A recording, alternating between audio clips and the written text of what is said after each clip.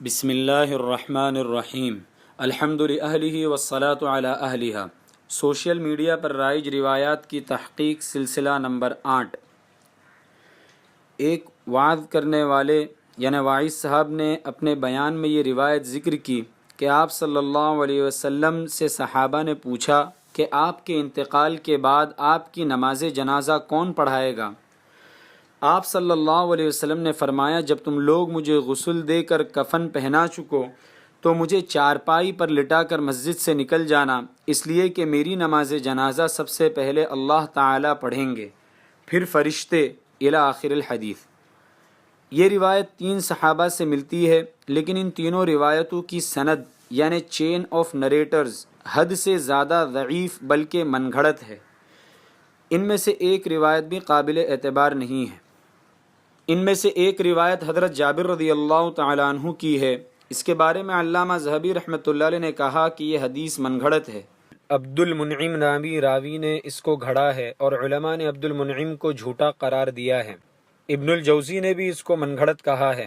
شیخ البانی نے ان کی موافقت کی ہے۔ ایک روایت ابن مسعود رضی اللہ تعالیٰ عنہ کی ہے، لیکن اس روایت کا مدار ابن الاسبہانی نامی راوی پر ہے جو کہ مجہول ہے، بلکہ امام فلاس رحمۃ اللہ علیہ نے اسے جھوٹا بھی قرار دیا ہے۔ اسی طرح علامہ ذہبی نے بھی لکھا ہے، اور اس روایت کے ایک دوسرے راوی اشعث بن طلیق کی حالت کو بھی علماء حدیث نہیں جانتے، اور اگر کسی درجے میں اس حدیث کو یعنی حضرت ابن مسعود کی روایت کو اگر قابل اعتبار مان بھی لیا جائے تب بھی اس میں اللہ تعالیٰ کے نماز جنازہ پڑھنے کا تو کوئی ذکر ہے ہی نہیں، بلکہ شروع میں حضرت جبرائیل علیہ السلام کا ذکر ہے، پھر دیگر فرشتوں کا۔ اسی لیے ایسا معلوم ہوتا ہے کہ بعض مجہول راویوں نے یعنی وہ نریٹرز جن کے بارے میں فن حدیث کے علماء کے پاس کوئی جانکاری نہیں پہنچی، انہوں نے یہ پوری کہانی تیار کی ہے، پھر اسے مشہور کر دیا گیا۔ اس لیے اس روایت کو بیان کرنے میں احتیاط کرنا ضروری ہے، خصوصاً وہ حصہ جس میں اللہ تعالیٰ کی نماز پڑھنے کا بیان ہے۔ اس روایت کی تحقیق ہم نے شیخ طلحہ بن بلال منیار حفظہ اللہ کے بلاگ الاجوبۃ المستحسنہ فی تحقیق الاحادیث المشتہرۃ علی الالسنہ سے لی ہے۔ محترم حضرات، شیخ عبد الفتاح ابو غدہ رحمۃ اللہ علیہ بہت بڑے محدث گزرے ہیں، شاید ہی ان کے نام سے کوئی عالم ناواقف ہو۔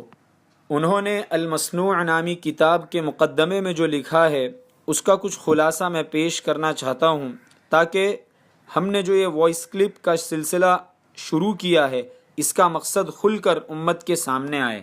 وہ فرماتے ہیں کہ سچی حدیثوں کو من گھڑت حدیثوں سے الگ کرنا اور سچ اور جھوٹ میں فرق کرنا یہ بہت بڑا کام ہے اور بہت زیادہ اجر و ثواب دلانے والا اور آخرت میں ذخیرہ تیار کرنے والا کام ہے۔ اس سے پہلا فائدہ تو یہ ہوگا کہ صحیح بات تلاش کرنے والوں کو صحیح بات ملے گی، دوسرا فائدہ یہ ہوگا کہ جھوٹ کھل کر سامنے آئے گا، اور تیسرا فائدہ یہ ہوگا کہ نبی کریم صلی اللہ علیہ وسلم کی سنتیں اور احادیث جھوٹ اور خرافات سے بچی رہیں گی۔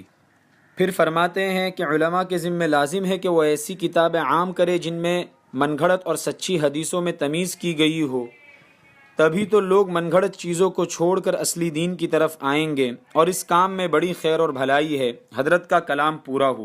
محترم حضرات، من گھڑت روایات سے خود بھی بچیں اور اس وائس کلپ کو زیادہ سے زیادہ شیئر کر کے دوسروں کو بھی اس وعید میں داخل ہونے سے بچائیں جس میں رسول اللہ صلی اللہ علیہ وسلم نے فرمایا، جس نے مجھ پر عمداً جھوٹ بولا وہ اپنا ٹھکانہ جہنم میں بنا لے۔